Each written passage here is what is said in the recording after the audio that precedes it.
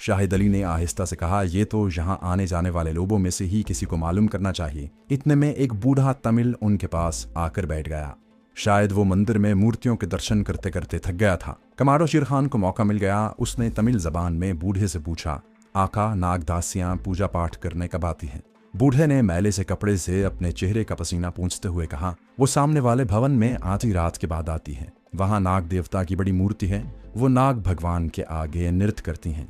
दोनों मुजाहिदों को उनकी मतलूबा मालूमात मिल गई थी। वो यही मालूम करना चाहते थे। जब बूढ़ा वहां से उठकर चला गया तो दोनों मुजाहिद भी वहां से उठे और उस भवन की तरफ चल पड़े जिसकी तरफ बूढ़े तमिल ने इशारा किया था। उस भवन या छोटे हॉल कमरे में छत के साथ पीतल की घंटियां लटक रही थीं।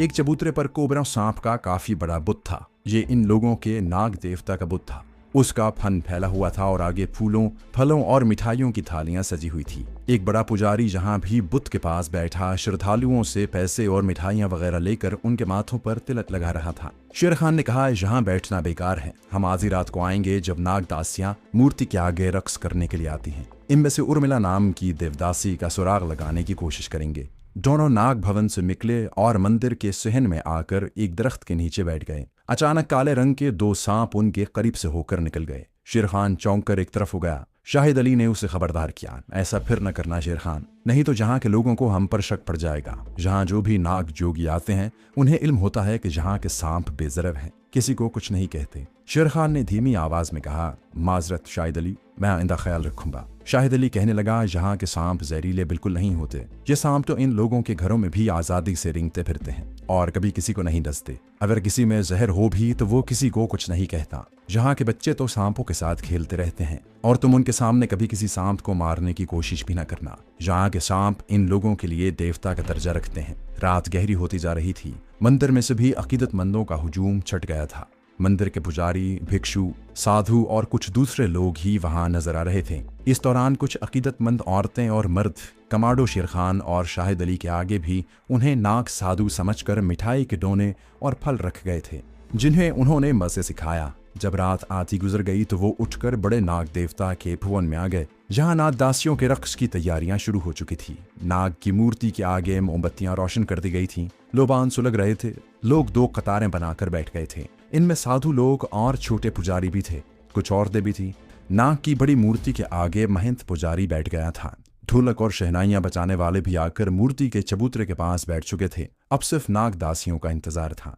कमाडो शेर खान और शाहिद अली भी एक जगह बैठ गए। वो नाग साधुओं के भेष में थे और सब उन्हें नाग साधु या नाग सन्यासी ही समझ रहे थे। इतने में हॉल कमरे का बड़ा फानूस रोशन हो गया। पुजारी महंत ने हाथ में घंटी लेकर उसे बजाते हुए नाग मूर्ति की आरती उतारी और बुलंद आवाज में तमिल जबान में कहा, नाग देवता की नाग दासियां हाजिर हों। उसी वक्त साज बजाने वालों ने साज छेड़ दिए। ढोलक बजने लगा, शहनाइयां बजने लगी। कमाडो शेर खान और शाहिद अली ने देखा कि सामने वाली दीवार का पर्दा एक तरफ हटा और अंदर से 6-7 नागदासियां रक्स के अंदाज में दौड़ती हुई आईं और सबसे पहले नाग मूर्ति के आगे आकर माथा टेका। फिर महंत पुजारी के पांव छुए और रक्स शुरू कर दिया। कमाडो शेर खान ने शाहिद अली के कान में कहा, कैसे पता चलेगा कि इनमें उर्मिला नाम की दासी कौन है? मुजाहिद शाहिद अली ने आहिस्ता से कहा, पता चलाने की कोशिश करेंगे। नाम दासियों ने सुर्ख और सब्ज रंग की रेशमी साड़ियां पहन रखी थी। पाँव में झांझरें थीं। वो मौसीकी की ताल पर चारों तरफ चक्कर लगाकर रक्स कर रही थी। मुजाहिद शाहिद अली ने भी महसूस किया कि इस तरह से तो उसे इस नागदासी का कुछ पता न चल सकेगा जिसकी उन्हें तलाश है और जिसकी खातिर वो भेस बदल कर वहां आए हुए हैं। लेकिन इनका मसला बड़े पुजारी ने अपने आप ही हल कर दिया था। कुछ देर के बाद बड़े पुजारी ने हाथ बुलंद किया और ऊंची आवाज में बोला, नागदासी रानी उर्मिला को हाजिर किया जाए। देवता उसके रक्स के मुंतजिर हैं। दोनों कमांडो मुजाहिदों की निगाहें सामने वाली दीवार पर उठ गईं। सब उसी तरफ देख रहे थे।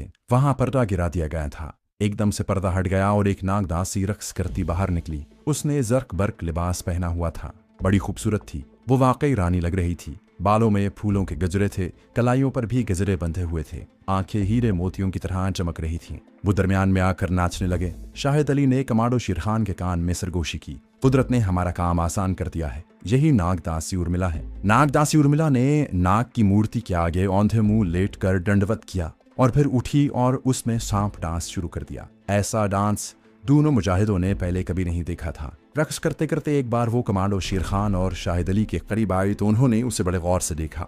दोस्तों, आगे बढ़ने से पहले आपसे गुजारिश है कि अगर आपने अभी तक इस चैनल को सब्सक्राइब नहीं किया तो इसे सब्सक्राइब कीजिए और वीडियो पसंद आने की सूरत में इसे लाइक, शेयर और कमेंट करके हमें बताइए कि आपको हमारी वीडियो कैसी लगी। तो आइए कहानी की तरफ चलते हैं। नागदासी उर्मिला की उम्र 20 बरस से ज्यादा नहीं थी। उसकी आंखें स्याह थीं और एक तरफ रुखसार पर स्याह तिल भी था। हॉल कमरे की रोशनियों में यह तिल साफ नजर आ रहा था। नागदासी अपनी सहेलियों के साथ रक्स कर रही थी।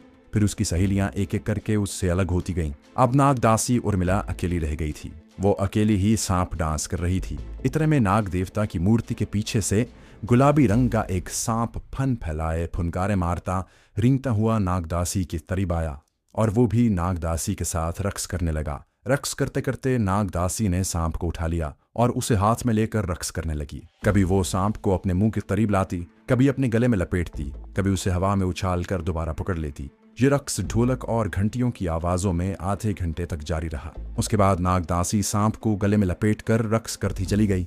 रक्स खत्म हो गया। कमांडो शेर खान और मुजाहिद शाहिद भी दूसरे पुजारियों और नाग साधुओं के साथ मंदिर से बाहर आ गए। मंदिर से निकलकर वो सीधे समंदर की तरफ चल पड़े जहां उनकी खुफिया पनाहगाह थी। उस वक्त रात के 2-2:30 बजे का वक्त था। हर तरफ खामोशी थी। जिस छोटी सी सड़क पर वो जा रहे थे वो दूर तक सुनसान पड़ी थी। दोनों कमांडो बातें भी कर रहे थे। शेर खान कह रहा था, हमें सबसे पहले ये मालूम करना होगा कि नागदासी उर्मिला कहाँ रहती है, कहाँ रात को सोती है, क्योंकि उस जगह हमारा दुश्मन डॉक्टर पिल्लाई रात को नागदासी से मुलाकात करने आएगा और उसी जगह यानी नागदासी के घर को अपना टारगेट बनाकर हमें मंसूबाबंदी करनी होगी। कमांडो शाहिद अली बोला, हो सकता है नागदासी मंदिर में ही रहती हो। कमांडो शेर खान ने कहा, अगर वो नाग मंदिर में ही रहती है तो हमें उसका भी सुराग लगाना होगा। इसी तरह बातें करते वो समंदर के किनारे की चट्टानों में पहुंच गए। वो चट्टानों में से गुजरते चले गए।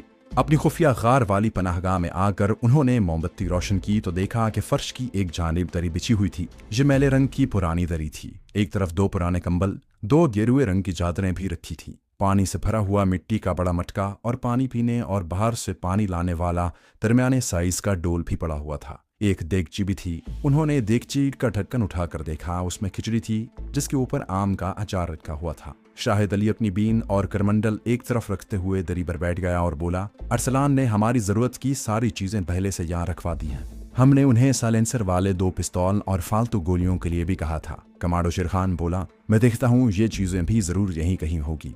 वो दूसरे कोने की तरफ बढ़ा जहाँ 2-4 पुरानी चादरें तय करके रखी हुई थी। उसने उठाया तो नीचे 2 पिस्तौल और गोलियों का एक डिब्बा रखा हुआ था। उसने शाहिद अली से कहा, वो लोग असलहा भी रख गए हैं। शाहिद अली ने कहा, उसे वहीं पड़ा रहने दो, जिस वक्त जरूरत होगी तो निकाल लेंगे। वो मंदिर से खा पी कर आए थे। उन्हें भूख बिल्कुल नहीं थी। मोमबत्ती बुझाकर सो गए। सुबह जब उनकी आंख खुली तो गार के दहाने में से रोशनी आ रही थी। वो उठकर चट्टानों के पीछे उस जगह आ गए जहाँ समंदर का पानी जमा हुआ था और एक तालाब सा बन गया था जहाँ वो नहाए। नहा धोकर उन्होंने साधुओं वाला लिबास पहना और वापस गार में आकर खिचड़ी निकाल कर खाई और बातें करने लगे। फिर उन्होंने प्रोग्राम बनाया कि मंदिर के आसपास के इलाके का दिन की रोशनी में जायजा लेना चाहिए। शायद नागदासी उर्मिला के ठिकाने का कोई सुराग मिल जाए। गाल के धाने के आगे झाड़ियां वगैरह लगाकर उन्होंने उसे छुपा दिया और मंदिर की तरफ चल पड़े। वो नाग साधुओं के भेष में काफी देर तक मंदिर के आसपास के इलाके में फिरते रहे। मंदिर के आसपास रिहायशी मकान कहीं में ही थे।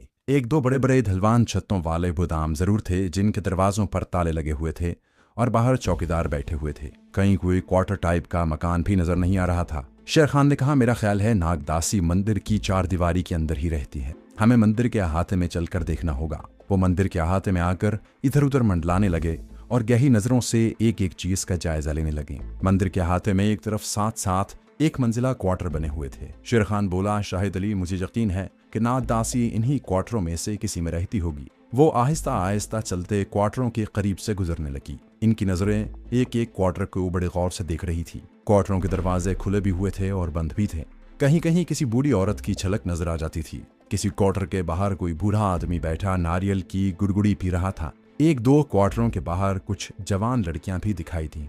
उनको दोनों कमांडोज ने गौर से देखा, मगर उनमें नागदासी उर्मिला नहीं थी। थक हार कर वो मंदिर के अंदर आ गए। मंदिर में एक बूढ़ा पुजारी सुतून के साथ सर झुकाए बैठा हुआ था। शाहिद अली ने आंखों में शेर खान को इशारा किया और वो उस बूढ़े के करीब आकर बैठ गए और तमिल जबान में आहिस्ता आहिस्ता नाग देवता के अश्लोक पढ़ने लगे। ये अश्लोक मुजाहिद शाहिद को याद थे और उसने कमांडो शेर खान को भी याद करवा दिए थे। कुछ देर अश्लोक पढ़ने के बाद मुजाहिद शाहिद अली बूढ़े से तमिल जबान में बात करने लगा। बातों ही बातों में उसने बूढ़े से कहा, हम मद्रास और तिरुचिरापल्ली के मंदिरों की यात्रा करके आ रहे हैं। वहाँ की नागदासियाँ बड़ा अच्छा डांस करती हैं। यहाँ मजूला के नाग मंदिर की नागदासियाँ उतनी अच्छी नहीं।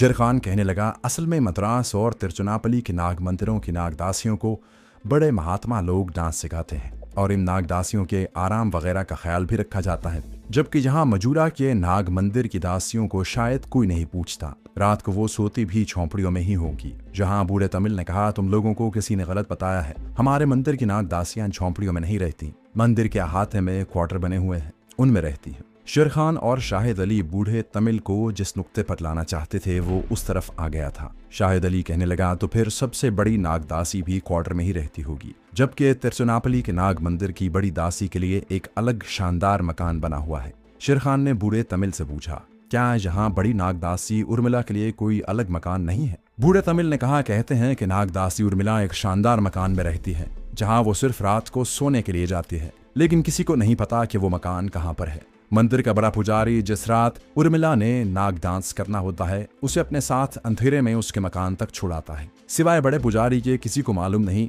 कि बड़ी नागदासी का मकान कहाँ पर है। शेर खान ने शाहिद अली की तरफ देखा। मामला मजीद पुरअसरार होता जा रहा था। शाहिद अली ने तमिल जबान में ही बूढ़े से पूछा, उर्मिला नागदासी के लिए इतनी राजदारी क्यों बरती जा रही है? बूढ़े ने कहा, इसलिए कि कहीं दूसरे शहरों के नाग मंदिरों के पुजारी उसे अगवा करके अपने मंदिर में न ले जाएं, क्योंकि उर्मिला नागदासी की वजह से इस मंदिर को बहुत आमदनी होती है। शेर खान और शाहिद अली ने इस बूढ़े से जो मालूम करना था वो उन्हें मालूम हो गया था। वो उठकर मंदिर के अहाते में आ गए। शेर खान ने कहा, मामला और उलझ गया है। नागदासी के मकान का कैसे सुराग लगाया जाए? इसका मतलब है कि जिस रात डॉक्टर पिल्लाई उसके पास आता होगा तो वो भी बड़ी राजदारी से आता होगा। उसके बॉडीगार्ड मकान के इर्द गिर्द पोशीदा जगहों पर छुप कर बैठ जाते होंगे। साइंसदान डॉक्टर पिल्लाई खुद भी राजदारी से काम लेना चाहता होगा ताकि किसी को इल्म न हो कि वो रात को मंदिर की नागदासी से मिलने आया है। शाहिद अली कहने लगा, डॉक्टर पिल्लाई बख्तरबंद गाड़ी में आता है। रात के वक्त किसी न किसी जगह उसकी गाड़ी खड़ी होती होगी। हम उसे तलाश करके नागदासी के मकान पर पहुंचकर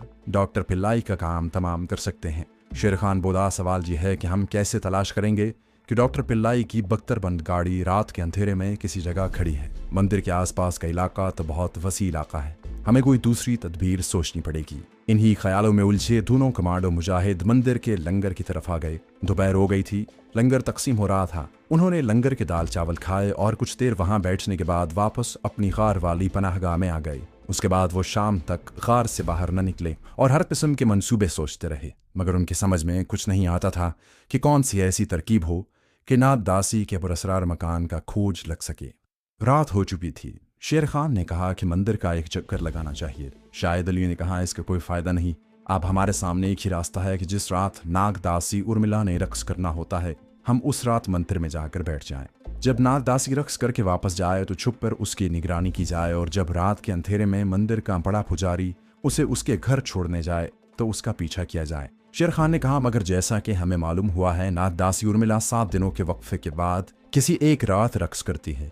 ये हम पता कर लेंगे कि वो किस रात रक्स करती है। मुजाहिद शाहिद अली ने जवाब दिया, उस रात को हम उसका पीछा करेंगे। अपने उसी मंसूबे पर वो देर तक गार के अंदर बैठे सोचो विचार करते रहे।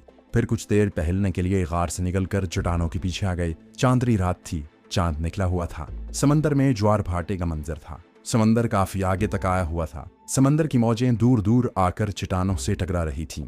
चांदनी में समंदर चमक रहा था। दोनों मुजाहिद नाग साधुओं के लिबास में समंदरी हवा में आहिस्ता आहिस्ता रेत पर सैर करते रहे। वो आपस में बातें भी कर रहे थे और उसी नुक्ते पर गौर भी कर रहे थे कि जब उन्हें उर्मिला नागदासी के खुफिया मकान का सुराग मिल जाएगा और जिस रात साइंसदान डॉक्टर पिल्लाई उसके मकान पर मौजूद होगा तो उन्हें किस तरीके से कमांडो एक्शन करके उसे हलाक करना होगा। सैर करने के बाद वो गार में आ गए। उन्होंने देवची में से थोड़ी सी खिचड़ी निकाल कर खाई और शेर खान ने थैले में से कलाई की घड़ी निकाल कर वक्त देखा। फिर बोला, रात के 12 बजने वाले हैं, मेरा ख्याल है अब हमें सो जाना चाहिए। मोमबत्ती जल रही थी। गार के दहाने को उन्होंने झाड़ियों से ढांप दिया। समंदर की मरतूब हवा की वजह से काफी खुनती हो गई थी। वो दरी पर कंबल ओढ़ कर लेट गए। लेटे लेटे भी वो आपस में बातें करने लगे थे। अचानक शाहिद अली ने कहा, क्या तुम आवाज सुन रहे हो? शेर खान बातें करते करते खामोश हो गया।